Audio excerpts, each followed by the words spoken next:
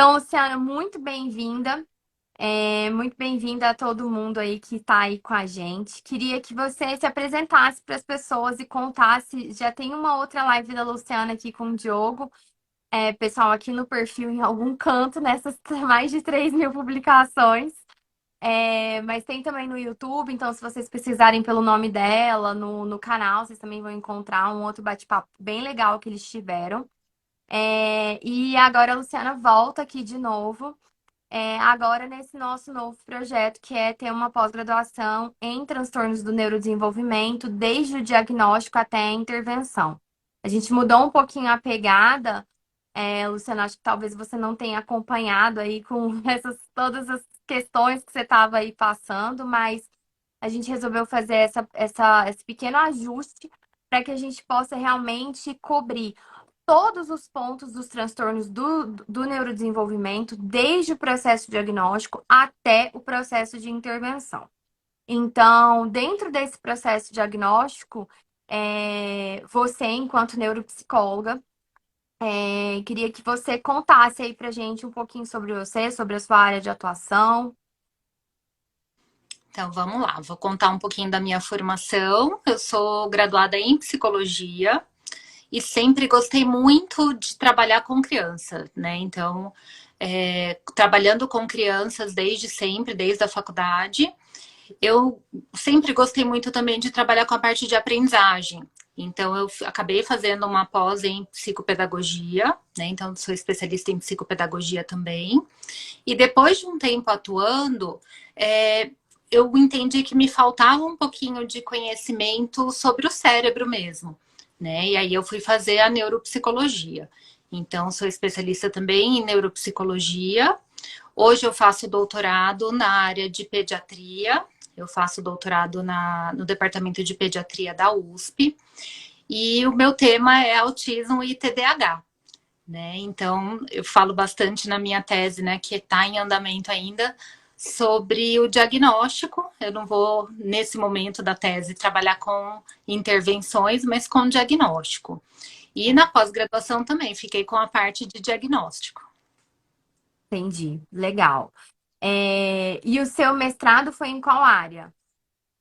Eu fiz um mestrado em educação e Uhum, tecnologia de informação. Eu fiz sobre a infância também, né? Mas foi um mestrado mais filosófico, vamos dizer assim. uhum, uhum. Agora partindo para a prática, que é o meu dia a dia, né? O meu cotidiano. Hoje eu trabalho, eu faço parte de uma equipe multiprofissional numa clínica e todas as avaliações da clínica hoje passam por mim, porque a gente entende o quanto é importante esse processo de avaliação, né? Da gente não só fechar um diagnóstico, mas entender também quais são as características daquela criança, daquele adolescente e até do adulto que a gente está atendendo, para que a gente consiga depois fazer um plano de intervenção bem individualizado, próprio para aquela pessoa, né? Com aqueles potenciais, com aquelas limitações. Então, hoje o meu trabalho principal é na área de avaliação. Tá, perfeito.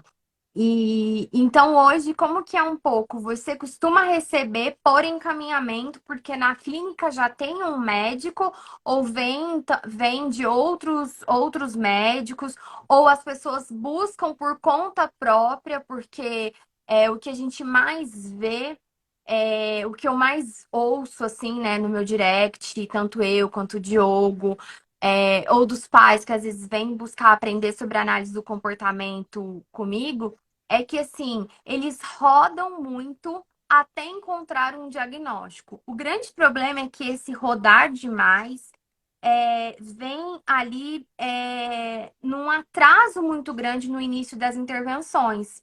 Então, isso se a gente estiver falando de realidade particular ainda, isso já acontece. Na pública, a gente multiplica isso por 10 vezes pior, porque essa pessoa vai de encaminhamento a encaminhamento e essa intervenção, ela nunca é dada início. Então, esse é o grande problema dos pais. E se os pais têm esse problema, é porque está ocorrendo algum problema ali com esses profissionais, seja de falta de formação, falta de segurança, não dominam determinadas áreas para poder fazer uma avaliação precisa. E é nesse ponto que a gente resolveu realmente atuar com a educação de profissionais. Então, é esse que é o grande problema. Muitas pessoas elas só vão começar a intervenção depois que elas têm um diagnóstico. Seja porque, às vezes, elas vão precisar que isso seja custeado pelo plano de saúde, ou buscar um tratamento no SUS. Como que é esse processo hoje para você que atua dentro da prática privada? Na verdade, assim, é bem interessante você falar, porque eu atuo na prática privada e eu atuo também no Hospital das Clínicas. Então, eu Por tenho causa essas. do doutorado. Uhum.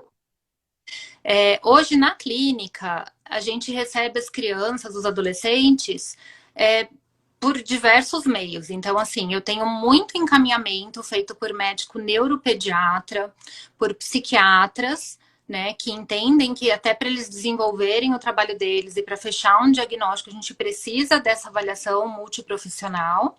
Então, eles encaminham. Muitas escolas têm encaminhado. Né, eu acho muito bacana isso, porque o olhar dos educadores hoje tem se ampliado bastante e as escolas têm percebido. Então, a gente sempre dá palestra, os professores estão sempre muito interessados em formação, e aí a gente tem muito encaminhamento feito pelas escolas a partir do dia a dia daquela criança, das dificuldades que ela começa a apresentar desde a educação infantil. E o legal é que vem cada vez mais cedo, né? Então, antes a gente recebia crianças a partir do ensino fundamental, da alfabetização. Hoje a gente já recebe criança a partir do momento que ela entra na escola. Isso é bem bacana. Eu acho que falta um pouquinho, até abordei isso com o Diogo quando a gente fez a live. Eu acho que falta um pouco desse olhar diagnóstico nos médicos pediatras, né? Por quê? Porque são profissionais que estão acostumados a lidar com doença física, né? Então, assim, com resfriado, com pneumonia, enfim. E eu acho que falta ali um pouco de conhecimento em relação aos transtornos do neurodesenvolvimento, aos transtornos mentais. E ainda existe uma crença muito grande de que uma hora a chavinha vai virar, espera um pouquinho, mãe, que daqui a pouco essa criança vai desenvolver. Você vai ver, olha, espera que no momento dele ele vai falar, enfim. Então eu acho que a gente tem um grande atraso aí, porque os pais, eles frequentam o pediatra desde o nascimento das crianças. Né? Então, é o profissional que eles têm como referência, é o profissional que eles passam todos os meses, né? Enquanto a criança é pequena. E muitas vezes falta esse olhar no pediatra. Né? Nenhuma mãe vai do nada procurar um neuropediatra se ela não entende que existe ali uma dificuldade. E eu recebo também muitas mães e muitas adolescentes que, por informações que a gente tem na internet hoje, que, né, a gente tem que separar aí informações que são bem fundamentadas de outros tipos de informação, mas a mãe fica com a pulguinha atrás da orelha e é a mãe que vai buscar. Né? Às vezes contra uma família toda que acha que tá tudo bem, que tá normal, que vai se desenvolver, essa mãe não arreda o pé e vai buscar a avaliação. E adolescentes e adultos hoje, que a gente tem recebido muito, também através de informação que eles buscam pela internet, eles se identificam com muitos sintomas e acabam procurando a avaliação por conta própria também. Exatamente. E assim, e um ponto que eu acho, assim, da minha visão, sabe, mais pragmática de ver a vida, eu acho que os pediatras estão muito longe de mudarem de comportamento, né? A pessoa que estuda mudança de comportamento, mas assim, eu acho que eles ainda eles têm uma rigidez comportamental muito grande, assim, falando sobre a perspectiva da minha área. E eu acho que está muito longe deles terem uma mudança efetiva de comportamento que vai refletir em mais encaminhamentos e essa questão do não esperar.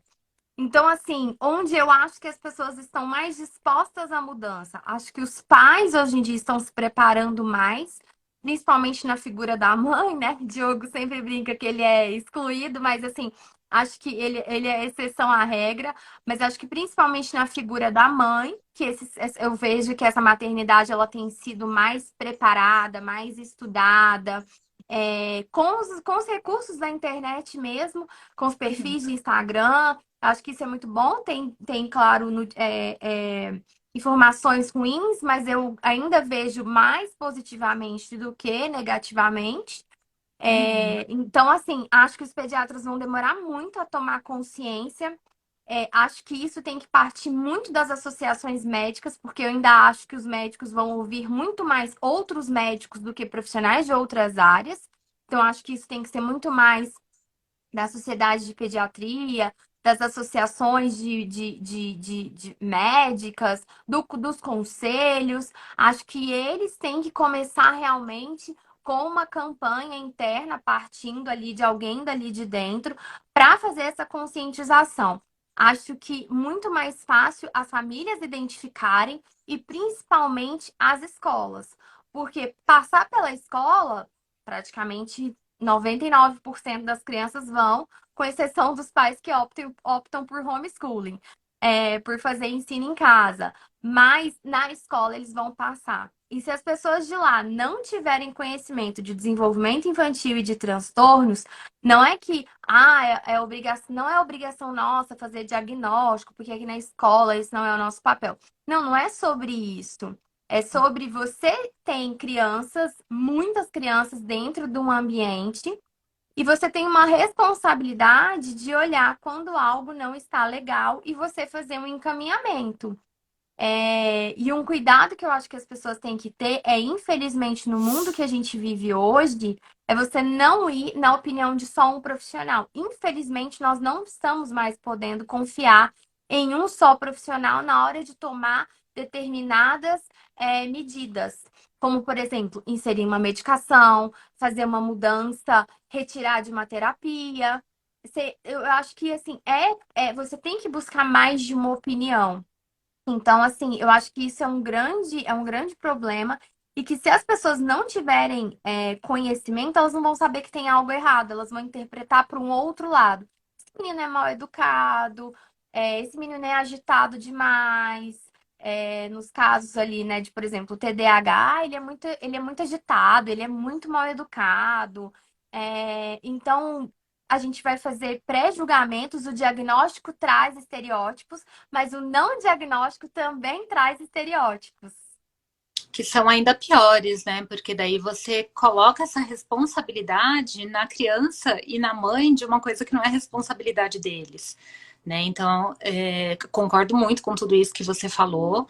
Né? Eu acho que os profissionais da educação são os profissionais que realmente eles têm uma maior possibilidade de levantar a bola, né, e de ajudar essa família a perceber e a correr atrás, porque é o que você falou, são profissionais que a gente entende que estudam e estudaram muito sobre o desenvolvimento infantil, então eles têm o conhecimento dos marcos do desenvolvimento, assim como eles têm um comparativo. Claro que a gente não tem que comparar uma criança com a outra, mas em relação aos marcos, a gente deve comparar e entender aonde que tem um atraso que é significativo e que vale a pena a gente correr atrás, né, de um especialista para poder fazer esse diagnóstico.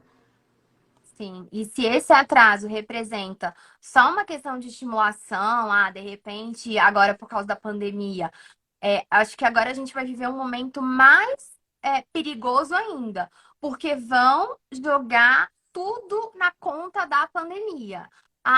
Ele era para estar lendo e não tá. Era para estar falando e não tá, é porque ficou fora da escola, é porque ficou muito isolado.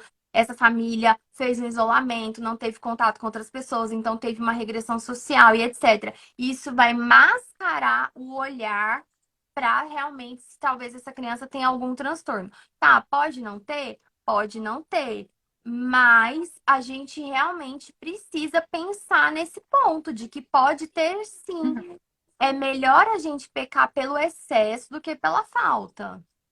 Exatamente. Você tinha até comentado, né, dos profissionais às vezes não encaminharem, enfim, que você é mais pessimista do que eu acho, em relação aos pediatras. Eu juro que eu acredito que isso pode mudar e rápido, mas talvez você tenha mais experiência que eu. E assim, você comentou de buscar vários profissionais, né? Então não ficar satisfeita com uma primeira resposta. E é uma coisa que eu falo muito, assim, se o profissional te disse, olha, espera o tempo dele, né? Em algum momento a chavinha vira e tal. Procura correndo outro profissional, porque quando a gente fala do desenvolvimento infantil, isso não existe esperar o tempo, né? A gente sabe aí pelos estudos que quanto mais precocemente essa criança iniciar uma intervenção, melhora o prognóstico dela, melhora a qualidade de vida dela e de toda a família. Então a gente não deve esperar nunca. E pode ser realmente que não feche o diagnóstico, né? Mas quando a gente fala numa intervenção, a gente não está falando em tratar o diagnóstico. A gente está falando em tratar o que aquela criança tem em atraso, né? O que essa criança não desenvolveu como deveria ter desenvolvido. E aí a intervenção ela é recomendada independente do diagnóstico. Tem um atraso, vai fazer intervenção. Pode ser que você descubra que existe ali um diagnóstico, mas você já está no caminho. E pode ser que você descubra que só precisava de uma estimulação maior por conta de pandemia e outros fatores. E aí você já tratou. Né? Então a gente não espera nunca, mesmo que falem para vocês, né? Dá um tempinho para criança, tal, teve pandemia, tal, não dá um tempinho, né? Corre, busca, porque se for só um atraso devido à pandemia, né? A falta de estimulação que muitas famílias viveram, muitas vezes sem querer ali. Por conta de toda a situação, rapidamente essa criança consegue atingir os marcos de desenvolvimento. Então, não espera nunca, né? E aí, falando, por exemplo, desse encaminhamento que você costuma receber, qual que costuma ser o processo dentro aí da sua área, que você costuma fazer aí, mais ou menos, claro que depende de cada caso ali, da idade, de qual é a suspeita, mas qual que costuma ser um pouquinho, assim, desse processo, que é o que você vai detalhar ali, dentro das aulas da pós-graduação? Então, quando a criança vem encaminhada para mim com qualquer tipo de atraso, independente de quem foi que encaminhou, ela passa por uma avaliação. Então, a criança. Hoje, como eu disse para vocês, tem chegado crianças cada vez menores. Então, a gente vai fazer uma avaliação neuropsicológica dentro daquilo que é possível fazer na idade daquela criança e uma avaliação do desenvolvimento. Então, hoje a gente tem várias baterias, né, que a gente usa para traçar se o desenvolvimento da criança seja verbal, de coordenação motora, né, de comportamento, está dentro daquilo que é esperado para a idade dela ou não. E aí a gente tem os gráficos a partir dessas avaliações. Então, o gráfico ele diz para a gente certinho ali quais são as habilidades que essa criança tem e que a gente pode usar para melhorar as funções que estão em atraso, as habilidades que estão em atraso e o que está em atraso. Então, assim, o que é emergente da gente trabalhar, por onde a gente vai começar. E além disso, a avaliação é interessante porque a gente que trabalha, né, com desenvolvimento, com atraso, a gente vai reavaliando de tempos em tempos. Então, a gente consegue perceber qual que foi a evolução da criança naquele momento, né, o que a gente precisa mudar, o que está legal, se precisa encaminhar para algum outro profissional. Então, a avaliação, eu digo que ela é a base de todo o processo de intervenção dessa criança. Sim, quando a gente tem assim, e quando você tem uma tipificação correta de transtorno, não é que você vai julgar a criança pelo transtorno e isso vai prevalecer sobre as características individuais dela. Mas isso te dá um norte a mais, né? Te dá ali um caminho já do que é esperado, de quais são as dificuldades que você pode encontrar mais, de quais são as áreas mais afetadas dentro de cada transtorno. Então, eu acho que isso é fundamental, né? Então, por exemplo, dentro de avaliação neuropsicológica, que não é minha área, mas eu sei que vocês avaliam muito a questão da memória, da atenção. Então, quando eu tenho essa informação, por exemplo, para eu pensar eu vou escrever um programa de ensino para essa criança. Se eu já sei que o tempo de atenção dela é muito curto, eu já sei que as minhas tarefas elas têm que ser muito curtas, que eu tenho que ter pausas maiores. Então, a gente evita muito mais a gente ficar nesse processo de tentativa e erro, né? Você vai muito mais certeiro em cima daquilo que você vai precisar trabalhar. Perfeito, a gente entende ali qual que é a curva de aprendizagem dessa criança, qual que é o ritmo que ela tem, se ela aprende melhor pelo visual, se aprende melhor pelo auditivo, né? Então, se tem questões de habilidades motoras que a gente precisa trabalhar para melhorar, de repente, a atenção mesmo, né? Ou se tem questões sensoriais que a gente tratando, a gente consegue melhorar a aprendizagem da criança. E são coisas que sem uma avaliação multiprofissional, uma avaliação que a gente tem que levar um tempo mesmo ali para conhecer a criança, a gente muitas vezes não tem, né? Isso que eu acho bacana dos neuropediatras encaminharem bastante para a gente. Porque uma coisa é uma avaliação de um médico, né, que é uma avaliação clínica, com exames clínicos e tal, e uma outra é uma avaliação de uma fono, de uma pedagoga, que tem outros instrumentos para conhecer como o cérebro daquela criança funciona. E é isso que vai fazer a diferença na aprendizagem delas. Sim. É, o que a gente fala muito, né? Da a colaboração interprofissional entre as pessoas que estão ali atuando com essa criança. Isso é fundamental. E teve uma outra terapeuta ocupacional que ela falou na live que ela gosta muito de citar o exemplo que precisa ser uma linha horizontal entre as pessoas que estão trabalhando. Então, elas precisam ter essa ideia de linha horizontal, onde todos são importantes, onde todos são necessários. E quem sai mais ganhando com essa ideia é a criança e, claro, a família. Então, por isso que as pessoas precisam, todas elas, partir ali de um ponto que é, ó, todos nós compreendemos sobre desenvolvimento infantil. Só que, claro, o fonoaudiólogo, ele vai compreender sobre desenvolvimento infantil da linguagem e sobre certos aspectos com muito mais propriedade. O terapeuta ocupacional com muito mais propriedade. Mas todos nós que trabalhamos com crianças precisamos entender daquele transtorno, daquela população que você está atendendo, se você atende mais autista, se você atende mais TDAH, se você trabalha com deficiência intelectual ou uma criança com transtornos motores, todo mundo ali tem uma compreensão macro, tem uma compreensão de desenvolvimento infantil, isso todo mundo tem que ter, isso devia ser pré-requisito para trabalhar com crianças, porque se você não entende, você não vai saber, mas isso aqui é esperado, isso aqui não é esperado, e mesmo sabendo já é difícil.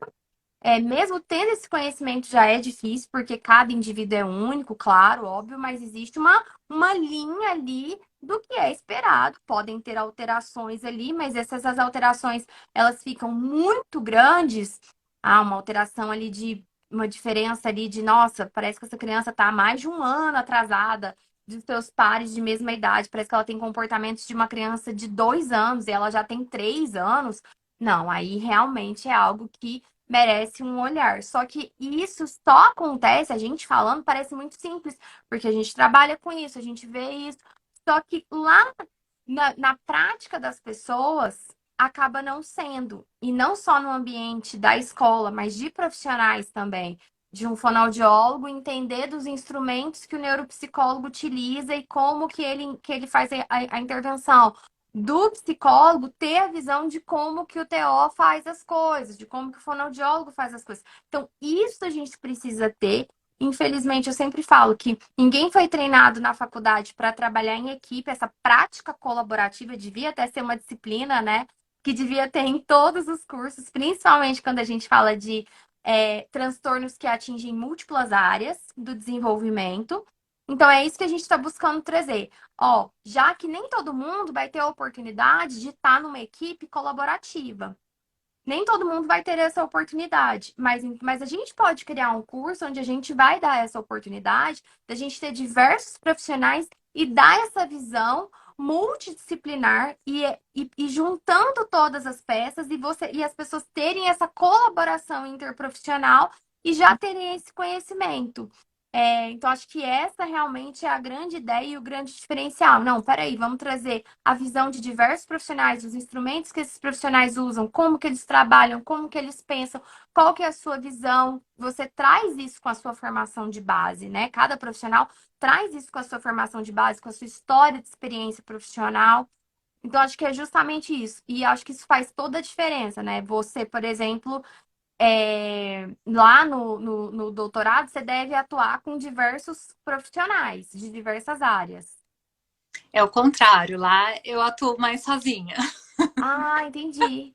por Mas conta na clínica. do departamento que eu tô, assim, né? Por conta do Uhum. atuo. Então, é um ambulatório onde tem mais neurologistas, né, e neuropsicólogos. Então, a gente não tem uma equipe tão grande assim, interdisciplinar. Mas a gente sabe que dentro do hospital, a hora que a gente precisar, a gente tem a quem recorrer ali. Na clínica já é diferente. Na clínica a gente trabalha o tempo todo junto. Então, todas as vezes que a gente senta para falar de um paciente, senta uma equipe inteira. Então, a gente tem a visão, por exemplo, de um comportamento disruptivo. A gente tem a visão da fono, porque ele não está se comunicando direito. A gente tem a visão da psicomotricista, de repente, de que ele não tem o aparato motor ainda para poder desenvolver a fala. A gente tem a TO falando da questão sensorial, então é muito rica essa discussão. E é importante, de fato, que todo mundo conheça, até para que a gente possa fazer os encaminhamentos corretos, porque às vezes é um profissional que trabalha sozinho. Né, que a gente tem muitos profissionais por aí que trabalham sozinhos, mas ele precisa ter a ideia de em que momento ele vai encaminhar. E nesse momento, ele tem que encaminhar que é para físio, é para TO, é para psicomotricista, o que, que vai diferenciar isso? Né? Então, esse conhecimento realmente é muito importante. A gente tem que entender que a criança, ela não a fala, ela não é o comportamento só, ela é tudo junto, e aquilo que a gente vê é só a pontinha do iceberg. Então, a gente tem que ter essa troca o tempo todo, a gente tem que ter conhecimento de todas as áreas. Não significa que a gente vai atuar em outras áreas, né? Até porque a gente não pode, mas a gente precisa saber o que fazer, precisa saber conversar com outro profissional que atende a mesma criança, o mesmo adolescente, né? Então acho que esse curso é assim excelente para abrir a visão dos profissionais que atuam com transtornos do neurodesenvolvimento, que são muito complexos. Nossa, muito. Eu fico só no mundo do autismo, né? Eu brinco com todo mundo que eu falo que esse curso é para muita gente. Não é para mim. Eu sou sempre honesta e sincera com o meu público. Eu falo assim, gente, olha, não é para mim, por quê? Porque eu não sou.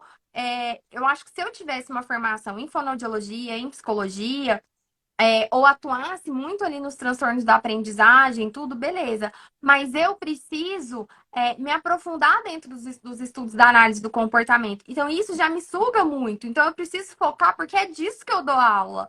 Então, eu brinco assim, que eu preciso ter esse foco, porque eu, no caso, dou aula disso. Só que a galera, no geral. Não é assim, vocês são profissionais e vocês atuam com essa diversidade de públicos. Então, vocês não podem me tirar aí como base, porque as pessoas me procuram justamente para que eu possa falar sobre análise do comportamento para ensino de diversos comportamentos. E eu sempre falo, eu gosto mais da área de comportamento verbal e de ensino de comportamentos acadêmicos, pedagógicos. Também adoro a parte escolar.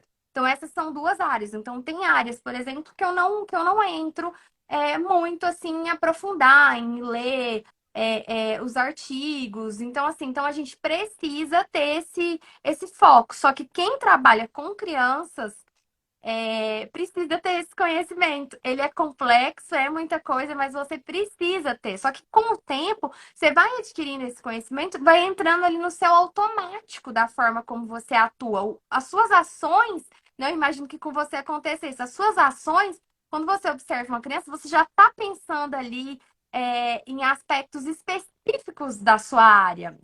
Isso já fica automático. Você não precisa ali parar, não, mas peraí, agora eu vou fazer isso, eu vou olhar isso. Não, já fica ali no. Você já ligou o piloto automático, né? Exatamente. E você falando de análise do comportamento, eu acho muito importante. Para mim, a análise do comportamento permeia todas essas profissões. Aham. Acho que é super importante que as pessoas tenham essa formação, esse conhecimento, especialmente os profissionais que atuam dentro de escola. Né? Eu acho que é algo assim, todos os pedagogos, né, todo mundo que faz pedagogia tinha que ter essa Desde a formação faculdade, né? desde a faculdade, porque é fundamental e te direciona e resolve tantos problemas das crianças, de disciplina em sala de aula, né? Então, acho muito importante essa disseminação de informação, essa troca, né? Porque poucos ainda entendem o que faz o analista do comportamento, né? Sim, exatamente. Ainda é muito, muito raso, né? Porque assim, na faculdade as pessoas de fato não têm essa formação, ela realmente fica muito dentro da psicologia e ainda muita gente tem poucas disciplinas, aí vai depender de universidade para universidade. Tem umas que vão ter mais, tem umas que vão ter menos. Tem gente que desde a faculdade já vai se interessar por essa área, mas tem outras pessoas que vão se interessar por outra, como você foi para outra área. Então, assim, então são diversas as possibilidades, mas uma coisa a gente sabe: você vai trabalhar com criança, você precisa entender de desenvolvimento infantil, você precisa entender das complicações que podem ocorrer quando esse desenvolvimento infantil ele não ocorre dentro do que era esperado. E o transtorno do neurodesenvolvimento é justamente isso. Algo não deu certo durante esse período do desenvolvimento. Então, você tem que estar preparado para essas situações, né?